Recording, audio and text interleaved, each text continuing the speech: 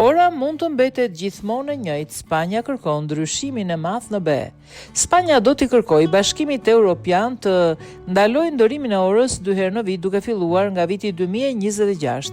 Tha të hënën kryeministri Pedro Sánchez, duke quajtur këtë praktikë të vjetëruar dhe shqetësuese.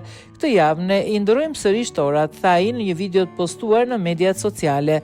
Sinqerisht nuk e shoh me qëllim. Në çdo sondazh, shumica e spanjollëve dhe europianëve kundërshtojnë ndryshimin e orës, tha Sánchez. Shkenca thotë se nuk kontribon në kursimin e energjisë, por ajo që thotë shkenca është se prish ritmet tona biologjike 2 herë në vit, shtoi ai. Ky veprim synon të ringjall një votim të bllokuar të Parlamentit Evropian të vitit 2018 për të hequr kohën e verës në të gjithë bllokun.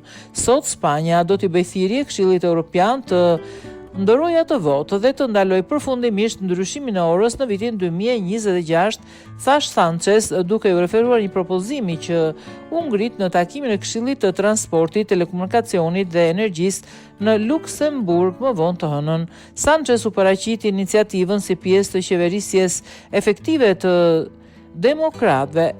Çfarë është politike dobishme, të dëgjosh qytetarët dhe shkencën gjithashtu dhe ta sjellësh atë në legjislacion, tha ai.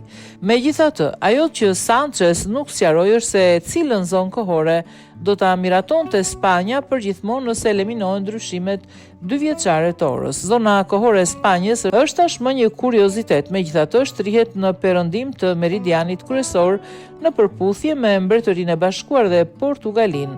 Spanja ndjek orën qendrore europiane, një trashëgimi e luftës së dytë botërore kur diktatori Francisco Franco i parafroi orët me Gjermaninë naziste. Si rezultat, Spanja në përgjithësi ka mbrëmje të gjata dhe të ndritshme dhe mëngjese të shkurtra dhe të errta.